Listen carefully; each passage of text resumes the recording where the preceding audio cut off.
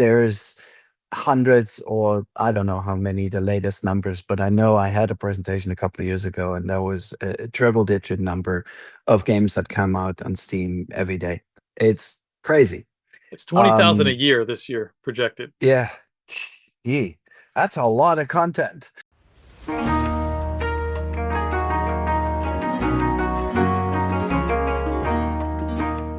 Welcome to the Pixel Retentive Podcast, where we unpack the messy, beautiful intersection of creativity and business with the artists, marketers, and founders shaping our culture. Hey friends, I'm Carl, founder of Epic Made, and I'm the host of the Pixel Retentive Podcast, where we share our thoughts on creativity, art, and business. Past guests include Tim Thompson, founder of RevThink, Chris Hewish of Xsola, and Brian Hemsirk, art leader in gaming. I'm forever grateful for the supporters of this podcast, and we are always open to more sponsors that align with our brand. That said, Pixel Retentive is brought to you by Epic Made. Epic Made is a strategic creative studio helping brands turn big ideas into unforgettable animated content, campaign visuals, and story-driven creative that actually connects and turns viewers into fandom. We work with the best brands in gaming, entertainment, tech, and pop culture to make their ideas feel bigger, clearer, and harder to ignore. So if your brand has a campaign, launch, pitch, or story that needs to stand out, visit epicmade.net and let's make something epic together. Almost didn't mess that up. All right, here we go. So with us today, we have Kay Gruenwoldt. I butchered it. That's a solid 6 out of 10. Call. 6 out of 10 on the rating. All right. Gruenwoldt. Anyways, it's a very difficult German name. I am not German. But Kay is of Magic Fractal. Welcome to the show, Kay. Really pumped to have you. You got some cool stuff to talk about for sure. So Thanks, Carl. Very happy to be here. yeah, and I appreciate the generous 6 out of 10 on that. Yeah, and we're gonna make this a thing now. Me and Kay talked about it. It's gonna be something I do on the episode. Now I'm pumped. Yeah, Always we'll evolving. do this again. The rating will improve in a couple of Yeah, I love months. it. We'll definitely have a follow-up episode. All right. So Kay began his career at General Electric making circuit breakers before realizing he would rather build games in a game studio. Then spent the next 25 years doing exactly that. From mobile startups to AAA at PlayStation, he's often been the person behind the scenes making sure great teams have what they need to do their best work. Kay has worked with incredible people across 6 countries and more than 50 games, and his through line is simple. He doesn't make the games, he makes the studio work so the talented people around him can create magic. It may not be glamorous, but it's the job he loves. And it's a beautiful thing, Kay. It takes people like you to wrangle all of us eccentric, all over the place, big idea people. It's funny when we talk about creative careers in general. It's like the population of the world that's ADD is like X%, and in creative careers it's like 75. Like I so, bet. yeah, Yeah. yeah. We need the wranglers for sure. The people that make the shit work and come together, and like the actual structure and process that can kind of put the lightning in the bottle, if you will. Mhm. So cool, man. I'm really pumped to just kind of dive in with some of this, some of the details of your career and your experience and just how you've operated. But before we get into all that, I would love for the audience to get to know you a little bit better. So how long have you been in your industry, and what would you consider that? I know you spent 25 years, so we said that, but was there some things before that, or is that like the start line? And what project are you most proud of so far? Mm. Okay, so it's been a little bit longer than 25 years, actually. I think if I put a year on it, I started around 1994. Um, yeah, that's a long time ago. That carbon dates me as well, which is fine. So I started out actually very, very early on when the industry was really small, making levels in Doom Editor. Oh, yes, I love it. Um, and that was just mind opening. And yeah, in between, I did the GE thing and tried to learn a little bit about actual business and how companies that are around for 100 years are doing it. But then I got straight back to making this fun stuff. And yeah, so it's been a while.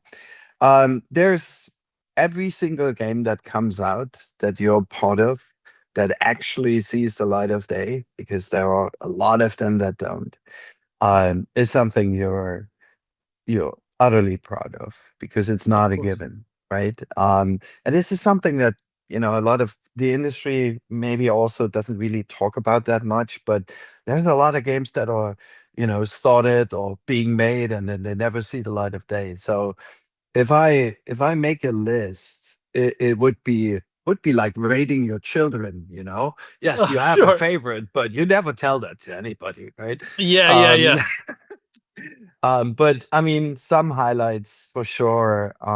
When we made a game for Apple Arcade and it made its way on the actual homepage of Apple, that was pretty cool. That is amazing for sure. But What was that game? um, cut the rope.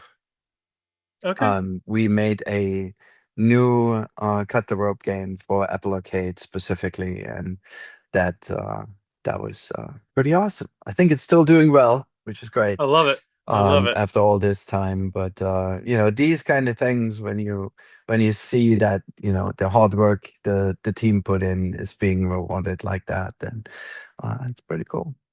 I have a slightly adjacent experience to that feeling, not on Apple, but we made a 10K PFP, so like 10,000 units of profile pictures for some NFTs. Mhm. And like it trended number one on Blur and OpenSeas for like days, and then was Nice. like top 10 for I don't know, like a month, I think. And it was incredible feeling like, oh my God, we made this thing. And it's like the world is seeing it that is into NFTs. But Yeah. it was cool. So I can't imagine how that would feel like we made a game and now Apple's featuring it. Like it's a whole nother level. So I love that. Yeah. Cool. So what Yeah. we wanted to talk today about, what I think the audience would get the most value out of this conversation is just the high level of like building game studios that last, and like what does leadership look like in that space? What do you see around AI and the future of the game industries? And I think kind of just kicking that off, like you've been doing this for over 25 years. You've worked at AAA, PlayStation things. You've been in 6 countries and made more than 50 games. Like how have you seen the game business change the most from your perspective, from Mm. making Doom editor maps in '94 to like where we're at now, which is crazy. Like, Yeah. Yeah, I mean, dramatically. That's a good word to put on to describe the change in this industry. I mean, we've been over the last 30 years, this industry has been on the forefront of anything that's being done with computers, right? And yeah, I know there's movies and they did some really cool stuff. And it took us a while to catch up. But it's always been about the next frontier, so to say, right? right. Um, when I started, it was all about PC.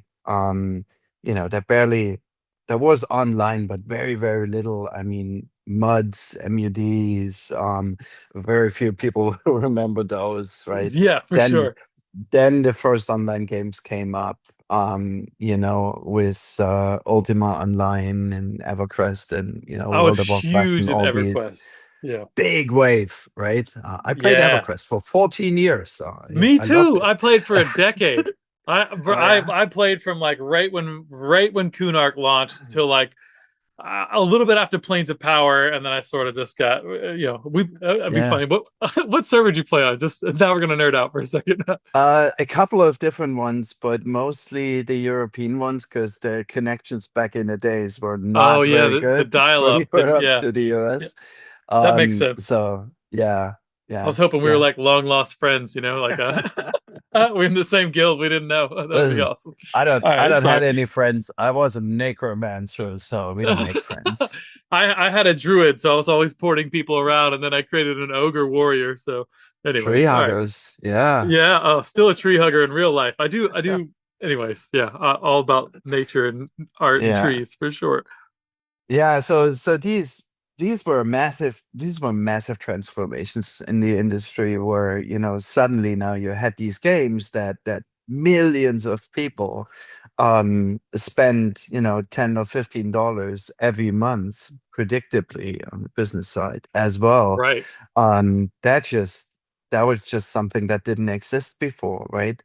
And then in the mid 2000s, I would say suddenly there was a small company called Nokia that decided to put a tiny little games console on one of their handhelds, and then very shortly after, every single phone was a console, and people Yeah. started playing.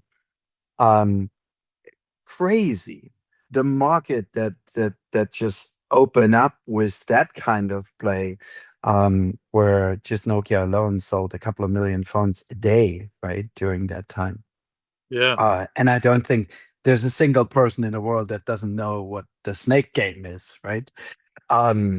these these things, That one's being fun. able and privileged to observe and be part of these kind of changes is massive, and it's so rewarding, and it's very, very interesting. We're kind of going through a big transition right now. Yeah. Things are changing drastically. Sometimes it hurts, right? Sometimes there's things that need to we need to go through as an industry as well to kind of come out better on the other side. But it's happening again. The scale of the transformation right now, I think, is something that's we've rarely seen before. Maybe, sometimes in the early 90s, when or mid 90s, when it went from 2D to 3D on the graphics side, that was a big change. Yeah. Some of the big publishers went away, studios, disappeared. And I think we're witnessing similar similar impacts right now with all the new technology and some of the things that are going on the larger scale in the world. But we'll see. I think people will always play. Oh yeah. Um, it's in our genes. This is how we learn, actually. And so well, we're gonna be okay. Yeah. Well, look, as long as society has existed and we have records and archaeological digs and you name it, like they've found games, some Mhm, sort of games, right? And mhm, and we've taken every piece of technology as we've evolved our technology over the millennia and turned them into newer and more exciting games, right? Like, and board games never went away, right? And now mhm. there's hybrid board games, and then there's you got AR and VR and all, like, so games are here, like they're never going anywhere. And video games in particular, I think really came out of like cult corner, like, oh, you're a nerdy weirdo if you play video games. Oh Back yeah. when we were all into it, like you were like in high school, it's like you were a nerd or a jock, and we were sort of coming out of that as I graduated in 2003 from high school. So Mhm. I I saw that and I sort of lived in both worlds because I loved video games. I had a rating guild in EverQuest, and like I would be, patching EverQuest for 14 Nice. hours on the weekend, you know what I mean? Like, and no one could call my house. But I also played a lot of sports and all that sort of stuff. But something happened that I thought was very fascinating when mobile gaming hit the market, and when all of a sudden, like, my mom's playing Candy Crush, which was like she played Tetris a little bit, like a long time ago on Mhm. our first little, what I don't even know what those computers were called, but like the 5.5 inch floppy, and my screen was just black and orange, like it had like orange pixels in it. Awesome. But yeah, so like that was the last time I ever saw my mom play games. So there was like a 20-year gap, but like Mhm. everyone started gaming, and that was no longer. It was very interesting as everyone started to like. Well, everyone plays a little bit of phone games when they're bored, right? It was no longer taboo or weird or like literally everyone does it. Everyone's a gamer on Mhm. some level. I know like maybe 5 people, and they're all over 70 that don't play any games at all, like not even on their phone. You know what I mean?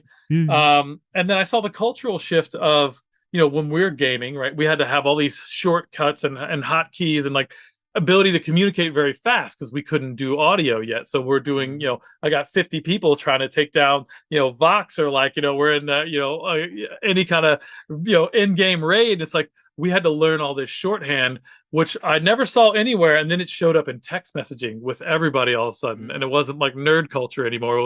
It was Yeah. mass market. It was pop culture. And now like I see so much gaming become pop culture. So I don't know why I went on that tangent. Other than, like I said, I'm feeling really No, ADD this it's morning, but it's important, I it's think. actually, yeah, absolutely. It's actually really true, especially that broadening of the audience that we can address. Also, again, happened in stages, right? Yeah. But yeah, mobile definitely played a huge role in that free to play. Yep. You know, basically allowing people to get this content and these games for absolutely free initially. Um, that made a huge leap in the audience that we can talk to and entertain. So yeah. And Um, you hit something on the payment models too that I think it mhm. was interesting on the business side. Like, EverQuest and Ultima kind of paved the way, and Blizzard saw those opportunities, right? And then some people from EverQuest went over to Blizzard and teamed up with, Chris Metzen and all his brilliance and everyone over there that does these just amazing storytelling, right? Like, and not to mention the art was always incredible, which all of that inspired me to even make Epic Made. But that all blew up, and that became like they took the equations, they took like the best of what Blizzard was doing with the art and the storytelling and combined it with these amazing utility and depth of gameplay that like these MMOs had. And then that model, and like you said, like we that went from like, oh, we're gonna spend X number of months, and it was the movie model before that, right? We're gonna dump a shitload of money, investor money, into this game, hope it's good. I hope it returns the investment we made plus a bunch of money so we can fund the studio to do more. And we're going to do it $60 at a time, like for your Super Nintendo game, right? And it was, that's a crazy model. And then when you switch over to like, hey, we've got 14 million subscribers that will pay $15 a month, and we know like our burn rate is this and that, we could predictably do that, opens up like real big business opportunities, right? And that's Mhm. where we've seen all Yeah. these subscription models come into. Everybody went subscription model, right? Like I think consoles, I don't know if there's going to be a next generation that like is viable. I think it's all going to be, we have our PlayStation app brand, we have our, Nintendo, and but Nintendo keeps innovating. They're always doing something cool with their console. Anyways, I all right. think they just have their own market and live in their own world. They're very They happy do. and they're very good. They are. I worked with them as with a studio that I was in. They're they're completely different than anybody else in the industry. I have super high respect for them. It's hard work Oh yeah. working with them, but their dedication is just unmatched. And they have their own kind of area, and people are very happy with it, and I'm sure they're happy too. But um, yeah, I mean, i- yeah, yeah. I don't know where consoles are going. If you want to have an answer to that, I'm not gonna, because I really don't know. It's hard to say. You got Steam coming out with the um, Steam box, right? And yeah, like, and that's then you gonna have be a all, success. Yeah, for yeah, it's sure. kind of a no-brainer. It's like an affordable Hmm. gaming PC, right? Like it's, Yeah. and they're not trying to butter it up in any other different direction, which is interesting. And the Steam OS already works great on your PC, so it's like Hmm. I could see this working. Um, Yeah. but But yeah, I think, so go ahead.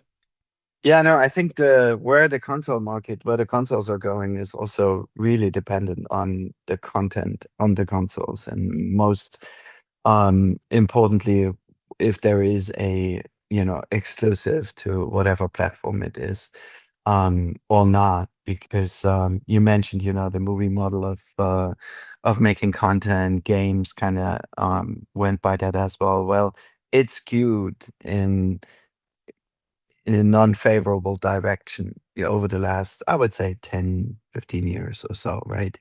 Making Yeah. these AAA games is so expensive, so expensive, and whatever numbers are floating around out there, double it.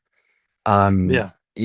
It's prohibitively expensive because the underlying engines that allow us to create these experiences, and then if it's your custom engine, your custom AAA engine, which a lot of studios still use, or if it's Unreal or Unity, they can do everything.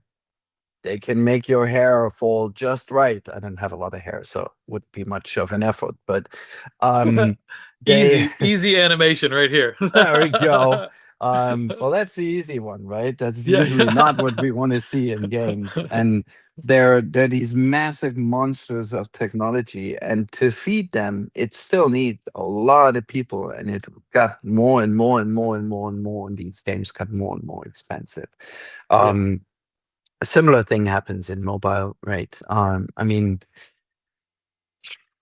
10 years ago, you could make a really good mobile game for, 200K. Then it was 500, then it was a million. Now, if you want to compete, it's a lot more, right? So there's been this spiral of cost, and there is, we're seeing now that there's a ceiling what people can and are willing to pay for these kind of games, right? So I sure. think that's the next big change that I see, in how we're making these things, how we're making these games, and how expensive should they really be, right? Yeah, for sure. And do you think the cost driving up is more on the development side? Because it seems like the technology is making it easier and faster in some ways, but it's harder and harder to cut through the noise on the marketing and advertising and promotion side. Do you think the cost is more on that side, or it's more on the development side, or is it both just getting more expensive? And I guess the third It's leg is this money just worth less, which is also true, mm, right? So Yeah, I mean, I do believe it's both. You're making a good point, right? There's hundreds, or I don't know how many the latest numbers, but I know I had a presentation a couple of years ago, and there was a triple digit number of games that come out on Steam every day. It's crazy. it's 20,000 a Um, year this year projected. yeah. E.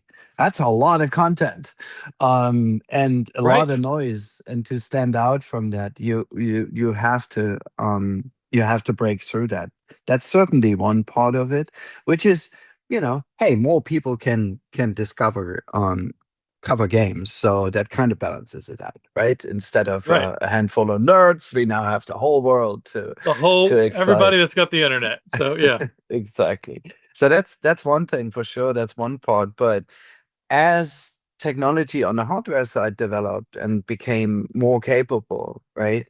From 8-bit, 16-bit, 64-bit, and now whatever it is now that you can do with these graphic cards, the effort to serve that hardware became increasingly big as well. So if you want to have, the maximum viscerality of your graphics, it just takes a lot of people, right? Animation departments. I mean, there's specialists in these big AAA game studios that just deal with hair, right?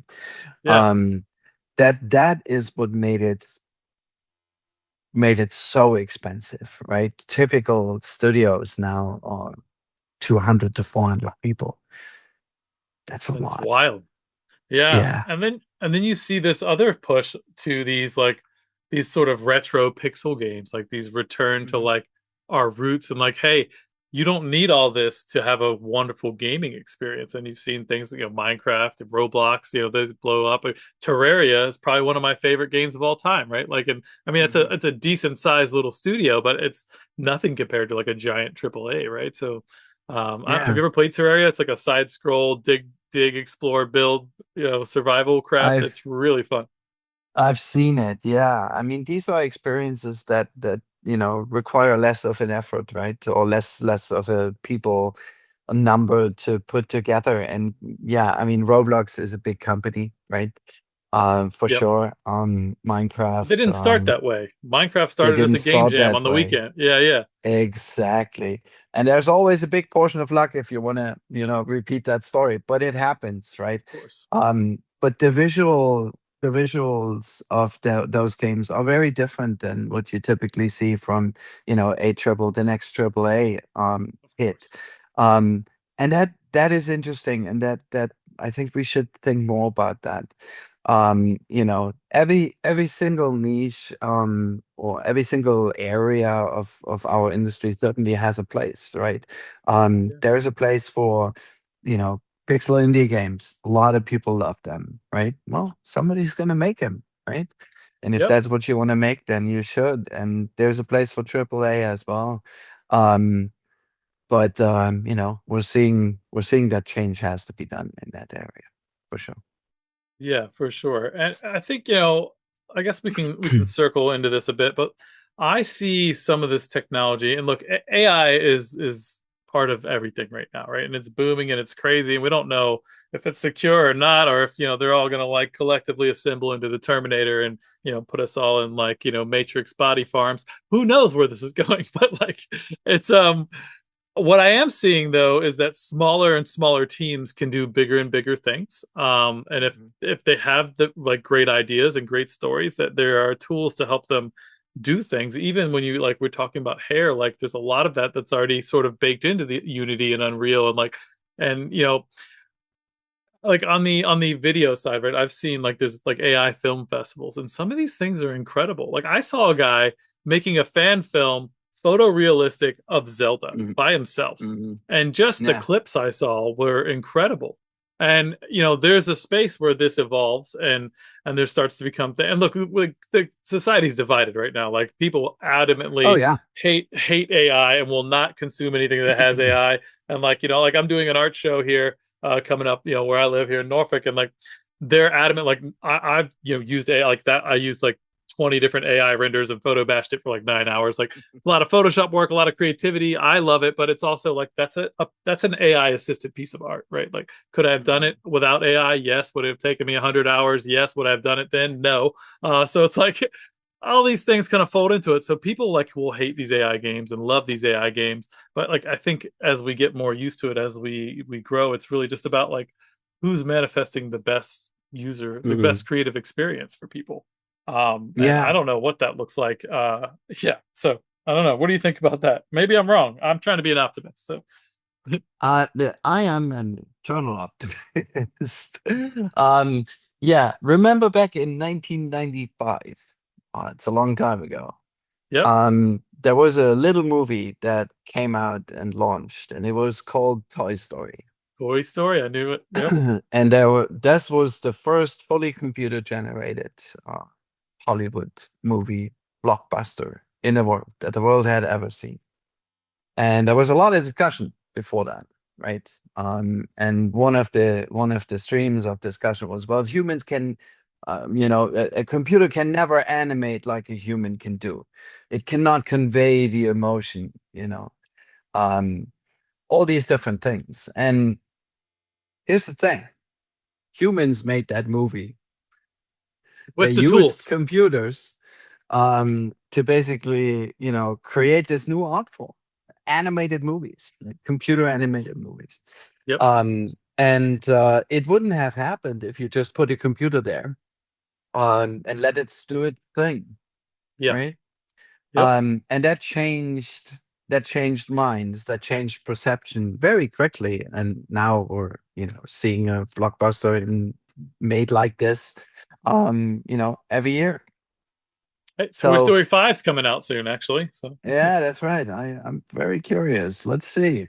But why did it work? It worked because it was a great story and yeah. people loved it, right? Yep. Um, that's how I see this. Now I can understand that this technology transformation or revolution that's going on right now with artificial intelligence is has a different impact. It hits people different, right? It There's does. a lot of talk about yeah, AI is going to replace everybody. There's going to be no programmers, no animators, nothing. And that's scary. It is. I get it, right? Yeah. And it's not just us in the industry, that some of us that are worried, but it's also just people out there, normal people. Maybe their job is impacted by all of this, right? So I understand the concern. I want to be an optimist now. I want to say, listen, this is a new piece of tech, like a mobile phone, like the last console, like different business models that came into our industry that we can then take and utilize and make games with. And this is I'm seeing it as a similar thing. It's a super interesting technology that can actually help us make games faster. And who doesn't want that? We just want to launch, right? We need Um, 40,000 launches a year, right? yeah, maybe. And Who it's knows? Yeah. also, and this plays into what you just say, it's also going to make it a lot more affordable. Yeah. And that will be good for everybody that likes to play games. Yeah. So, it's we're living in interesting times in many For, different ways, but this technology is fascinating. yeah. There's so much going on. Yeah. And I always have to put the caveat out there that like the current data sets that power these machines uh, are absolutely, in my opinion, and the opinion of the Graphic Artists Guild, based on stolen intellectual property, and that needs to be Mhm. rectified. But that can be rectified. There are ways to Yeah. make ethical data sets. So, and we don't need to get into all the weeds of that, but I always like to throw that Hmm. disclaimer out there because it's important to Hmm. acknowledge it. The shit wasn't done right to start with, but where this can go is still empowering. I think will help decentralize a lot of the giant uh, operators of control that like, hey, well, we're going to fund your game. And also you got to do it this way because that's too risky for you to say that or do that. Like, I love the idea Hmm. of people being empowered with their own creativity and their own stories and not being, leveraged by the money resources they need to manufacture things. Hmm. So, Yeah, and I think what one of happened? the things that people need to, some people need to understand and see is that um, I'm not going to take a Ferrari to go do a quick run to Walmart, right? Because I'm Right. going to wreck the machine, because it doesn't heat up properly, and it's just overkill, right? Um, Applying technology is always in the hands of the user, and you can apply it in a sensible and valid way, or you can just do overkill, right? Yep. Um, so I think we're still in that phase where we're figuring it out, how to apply this technology on a broader base. It's developing insanely quick. Every 4 weeks you look at these tools, they're better. Yeah. So this is part of the hesitance, I think, and trying to stay on top of it is really important. It's not going to go away anymore. I don't think Right. so. No, it can't. There's too much behind it already, and that's fine. So, but that Hmm. said, like this is like we just talked about. This is just a tool, and if you're making games, you should be aware of it, and you should know it and know when to use it, and when to not use it, or how to position yourself as a studio, saying we don't use this at all because there's a market for that too, right? Oh Especially yeah, now. absolutely. Yeah. And so I think those principles will have to be on what you decide to do there with the tools has to be built on top of what is still the foundational principles that you've been learning for years and years, right? Like you said, I went and worked at GE, and like what does a 400-year-old or however many 100 years, what does a multi-100-year-old company know about running a business? Like they've got something down, right? So it's like, Hmm. what do you think? What does a healthy studio actually need in order to help creative teams do their best work? Like what's kind of stuff? Because like you said, like your role is to help talented people make the magic, right? And get out of the way. Hmm. So what does that look like, even with these new tools? Yeah, that's a really good question. What do you need to make a studio work or successful even?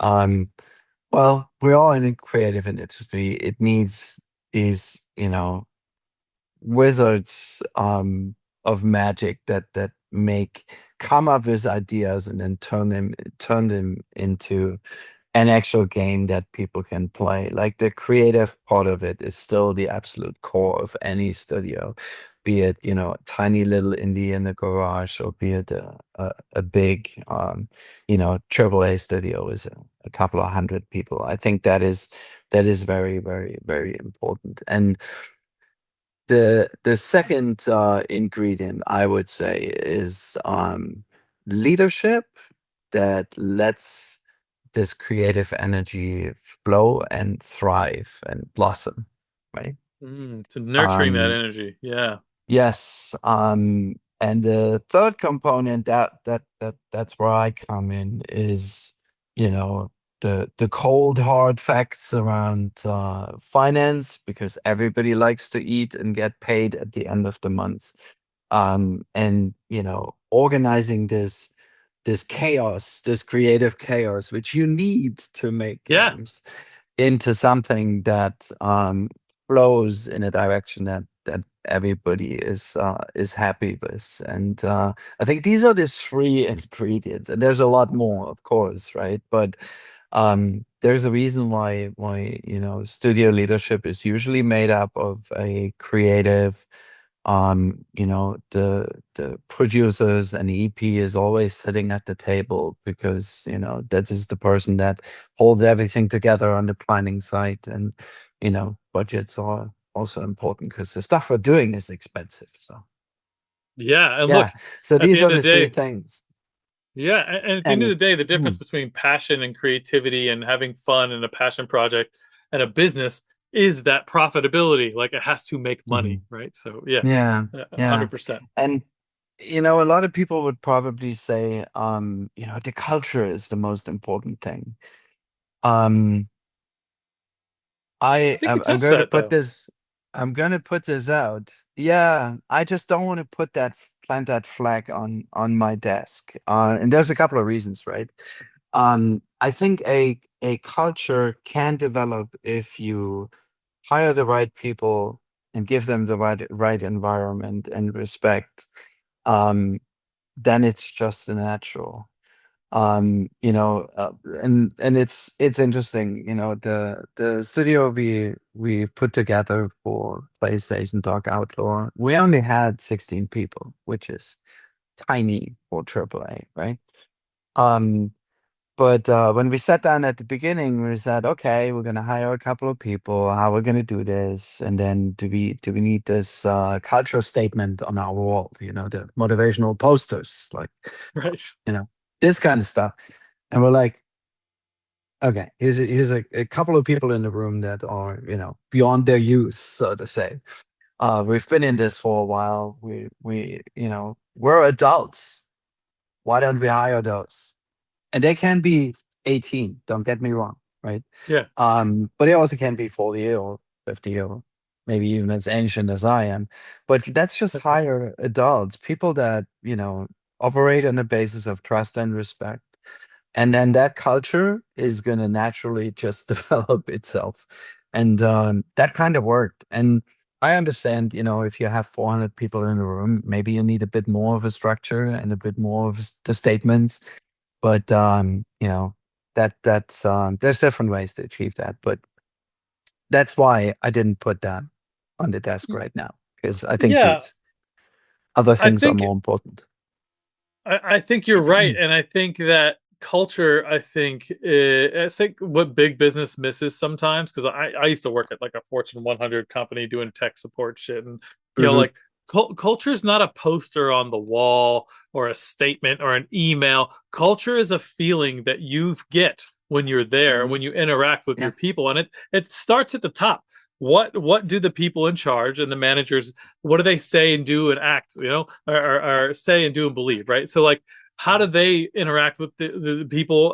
How do they conflict resolve? Like, what happens if somebody is genuinely sick too many times in the middle of a thing? Like, do you actually give a shit about those people? What do those conversations look like? Hmm. And nurturing that creative energy is huge, and that is part of culture, and that's one of the big things you said. So and I have, I have a small team here. There's only 11 of us at my animation studio, and it is all the culture is the reason people have worked with me for a decade plus, 15 years. Like it's because they feel appreciated, and I encourage them as an artist myself to work in a way that's most creative and helpful for them. And we absolutely have a culture here. We don't even have an office. Like we're all remote. So yeah, but what can you do to nurture the best ideas, the best creativity? And it isn't grind people out 70 hours a week on endless things and just keep throwing money at them, because like that is not a work-life balance, and that's not where great Hmm. creativity comes from. So in my Yeah, no, experience. absolutely. I always tell people that one advice is, should I work for this company? I'm like, okay, watch what the CEO or the senior management is saying and what they're doing. And if there's a gap that's way too big for you, then it's probably not the place. That is an excellent test to look at for sure. So look, you've managed and learned about managing and leading teams across countries, cultures, and all sorts of different stages of company growth. Like, what do you Mhm. think some of the big lessons are that you learned that you've seen through lines through all of it? Like, oh, this really works, and it doesn't matter if it's this industry or this size company. Like, I assume it's some of the things we've just said, but I'd love to hear that articulated a little more. Yeah. Well, there's a couple of things. I think the one I would start with is whatever your brilliant plan is, get ready to put it in a bin. Perfect. Especially in our industry. You can Yeah. have the most amazing concept, the most amazing business model for your studio, the most amazing prototype. Um, get ready to kill your darlings. I've been in studios where we had amazing prototypes, right?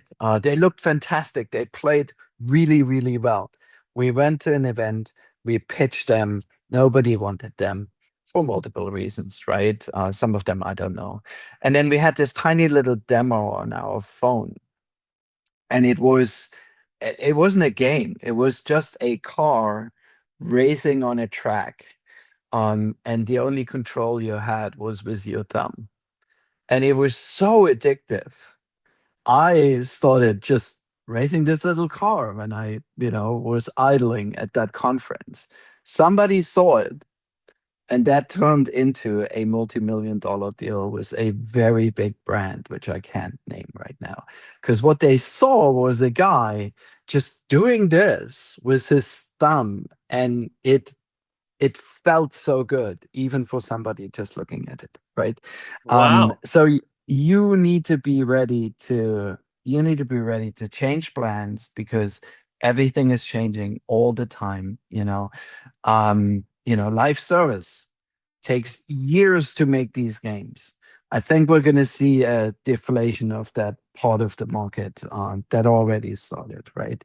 Um, Not every game has to be forever, right? Yeah. Not everybody is as crazy as you and I and play EverQuest for 10 or 14 years. It doesn't have to be that way, right? Other people consume entertainment in different ways, right? There's a ceiling on the prices, I think, especially now where the world economy is kind of struggling a little bit. um, these things change, and you need to adjust as a studio to do that. I think that's the biggest tip of advice.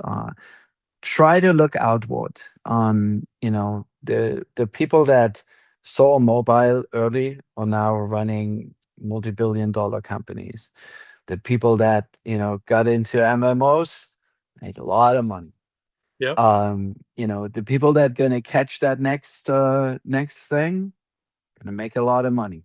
And maybe, you know what? I'm just putting it out there. In a couple of years, we see the first fully AI supported or generated game out there. And maybe it's gonna be a Toy Story, maybe it's not.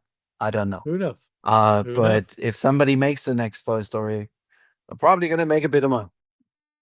Oh yeah, for sure. Uh, I love that.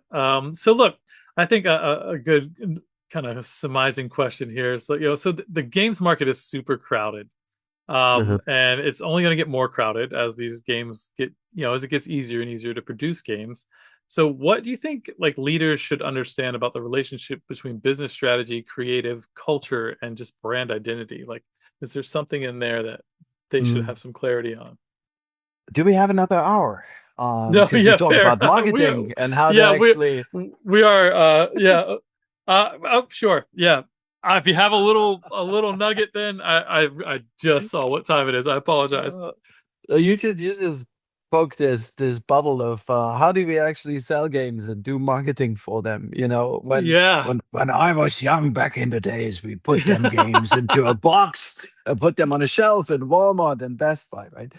yep. Those times are gone. There's still some boxes there, but now everything is digital, everything is online. It dramatically changed how we can talk to our fans and consumers or gamers out there, right? Our players. Um, that was a huge shift. And yes, everybody keeps saying that. I'm saying it too. There's more and more games coming out. Well, yeah, guess what? The addressable audience just logarithmically exploded as well, right? And 100% maybe did.